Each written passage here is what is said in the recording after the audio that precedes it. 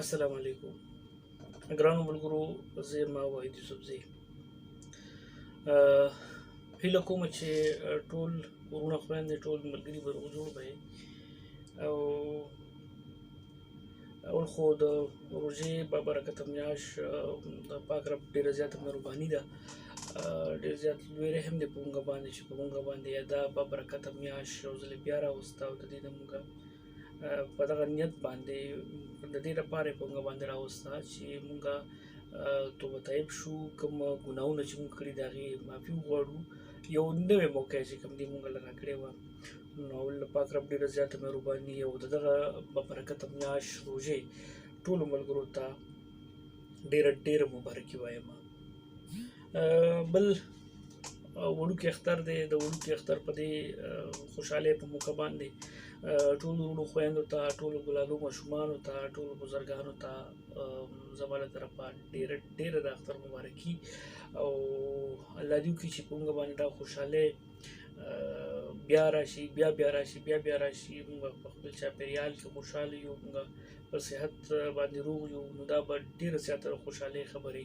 مشران وایي که نه چې روغ صورت اختر دی، نو کم خلک چې ناروغه دي د هغې لپاره به دعاګانې کوو. او دا د خوشحالۍ په موقع باندې په دوه حوالو سره چې کوم دی دا خوشحالي لږه پیکه ده.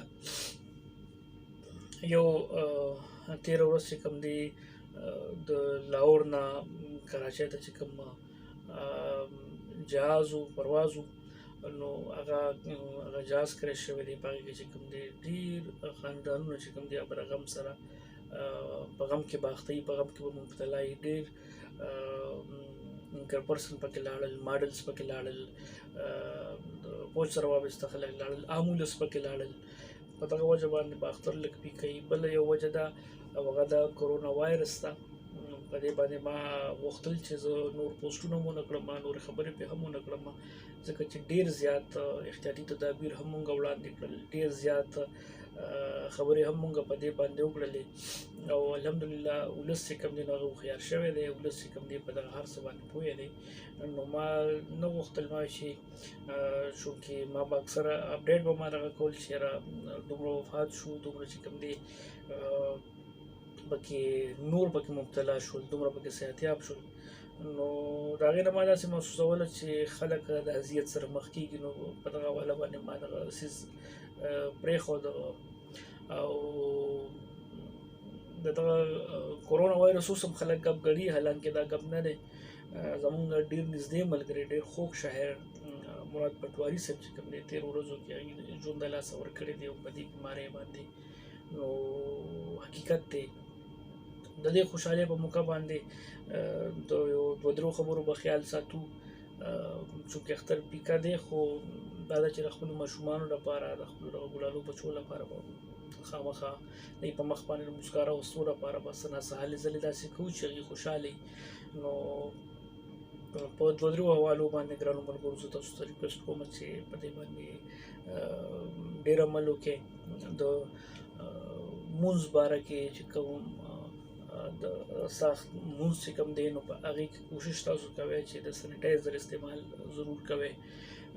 د هغې سره سره چې کوم دی ګرانو ملګرو تاسو ته ماسک یا د ګلوز چې کوم دی نو هغه اچوئ، ځکه چې خدا نه خواسته تاسو به قوت مدافعت چې کوم دی هغه به ډېر زیات مضبوط وي. خو تاسو چې له چا سره ملاویږئ یا تاسو د دغه ځای نه بیا کور ته ځئ، کور کې چې کوم دی د مشرانو سره بزرګان دي، د هغوی قوت مدافعت چې کوم دی انتهایي کمزوري وي، هغې سره تاسو ملو شئ، نو هغوی باندې ډېر زر ریاکټ کوي، یا ماشومانو باندې ډېر زر ریاکټ کوي. نو په دغه حواله باندې د هغې د زندګۍ د ساتلو لپاره چې کوم دی تاسو انتهایي احتیاط وکړئ. بله خبره دا ده ګرانو ملګرو چې مونږ داسې خوشحالو په موقع باندې مونږ که تاسو خیال کړي نو چېرته جنج روان وي نو مونږ ورټیک هم وغیره کوو، ور سپیډ مونږ کوو. نو په دغه وجه باندې ډېرې زندګۍ مونږ بیلو، ډېر هغه ښادۍ چې کوم دی نو هغه په غم باندې بدلې شي. نو دا شان په دغه خوشحالو په موقع باندې مونږ هوایي فایرنګ کوو. دغه هوایي فایرنګ سره چې کوم دی زما نشي خیال چې هوایي فایرینګ یې خامخا چاته نقصان رسېدی شي، چا په سر باندې لګېدی شي. تېرو ورځو کې هم چې کوم دی زما یو ملګري و هغه هوایي فایرینګ باندې په دې ملا باندې لګېدلی و. نو دا دې څوک نه وایي چې یاره د هوایي فایرینګ نه چاته نقصان نه رسي. نو مینت ته تاسو ته کوم چې په دې حواله باندې چې کوم دی لږ سنجیده شئ. کوم تاسو کشران یې، تاسو مشران یې، په کور کې داسې کشران دي چې هغوی زلمي جذباتي هم وي، نوي نه وي، نو هغوی اکثر دا کوشش کوي چې هیڅ نشته، هیڅ نه کېږي، دا قسم خبرې کوي. نو هغوی لږ پوهه کوي که ممکنه وي هغوی داسې قسمه هوایي فایرینګ نه منع کوي، ځکه چې که مونږ خوشحالي وکړو او زموږ چې کوم دی په ګاونډ کې یا په بل کلي کې زموږ داسې چې کوم دی څوک وفات شي، وفات نه هم شي، زخمي شي، دا په هغې باندې مونږ خوشحالي ورسپور کړه. چاله چې کوم دی خوشحالي ورکول ګرانه خبره ده، چې هغوی خوشحاله یو موږ ته خوشحالي اخلو، دا انتهایي نامناسبه خبره ده. درېیم پوینټ باندې زه خبره کول غواړم او هغه دا ده ګرانو ملګرو چې د دې اختر په موقع باندې داسې ده چې لاکډاون و هغې تېر شول، بلکې ځای په ځای اوس هم شته دی، لږه نرمي پکې راغلی ده اختر په موقع باندې. د دې په وجه باندې ډېر خلک چې کوم دي نو هغه روزګارونه متاثره شوي دي، د هغې کارونه متاثره شوي دي. کوم دیاړیمار خلک و هغوی په کور باندې ناست دي، کوم پرایویټ نوکر پیشه وو هغوی هم چې کوم دی په کور باندې ناست دي. نو دغه پرایویټ جاب والے چې کوم وو یا داسې نور صوبې پوش خلک داسې دی چې هغوی هیڅ قسمه دغې څه وسیلې داسې نشته دی او اوس باید پوه شي دي. خصوصا مونږ به پکې د اداکارانو خبره به وکړو، د سینګرانو خبره به وکړو، یا به چې کوم دی شاعران پکې راسې شته دي چې هغوی چاته لاس نشي نیولی او انتهایي متاثره شوي دي. د هغوی بچي چې کوم دی نو دغسې صورتحال دی، یا خوراک څښاک دغسې صورتحال دی. نو کاینلی چې د چا هم وس کېږي د دغه خلکو سره مدد وکړئ، په پټ لاس باندې مدد وکړئ، چونکې چې تاسو ته پته لګي چې د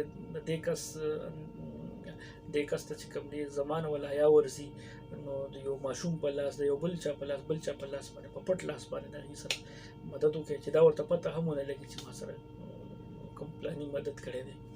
نو په دې والا باندې د دغه خلکو خیال وساتئ. بل د ګاونډي خبره به کوو.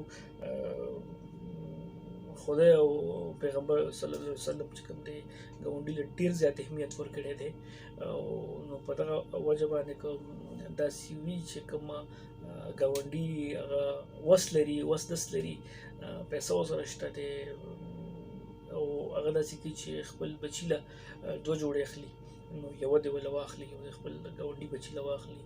که 2 جوړې پیزار خپل بچي له اخلي، نو یو جوړه پیزار دې له واخلي، یو جوړه دې خپل ګاونډي بچي له دې واخلي.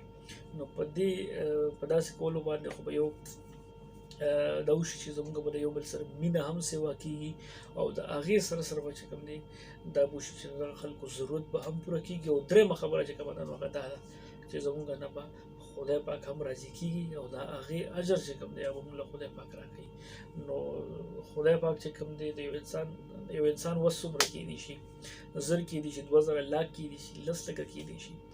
او بیا چې کوم دی یو داسې ذات چې هغه دا جهان یې پیدا کړی دی، دا خلق یې پیدا کړی دی، دا مخلوق یې پیدا کړی دی، نو هغه به چې دی نو خپل بنده له اجر ورکوي د دې مطابق، هغه به څومره ورکوي تاسو سوچ هم نشئ کولی، تصور هم نشئ کولی.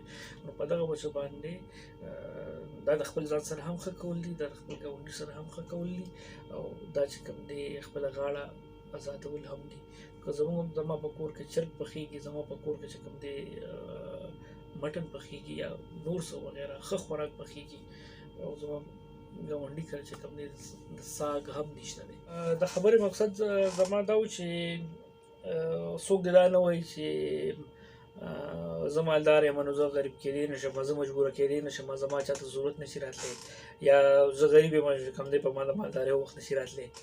دا خدای پاک په ژوند کې هر چاله چې کوم دی یو موقع ورکوي، او ډېر مالداره خلک ما غریبانان لیدلي، ډېر غریب خلک چې کوم دی نو هغه ما کروڑپتیان لیدلي دي. نو دا کله هم انسان باندې څه وخت هم راتلی شي، نو په دغه واله باندې داسې وکړئ چې په خپل چاپېریال کې د خلکو سره ښه وکړئ، که سبا خدای مکسا ضرورت راځي هم نو تا به یو کار د خدای د رضا لپاره کړي، خو دغه خلک به تا ته ډوبې ولاړي. اختر مو ډېر زیات بختور شه، موږ ته پکې هم دعاګانې کوئ، او د دې وایرس نه دعا کوئ چې خدای پاک دا وبا ختمه کړي او زموږ ژوند نرمل شي. السلام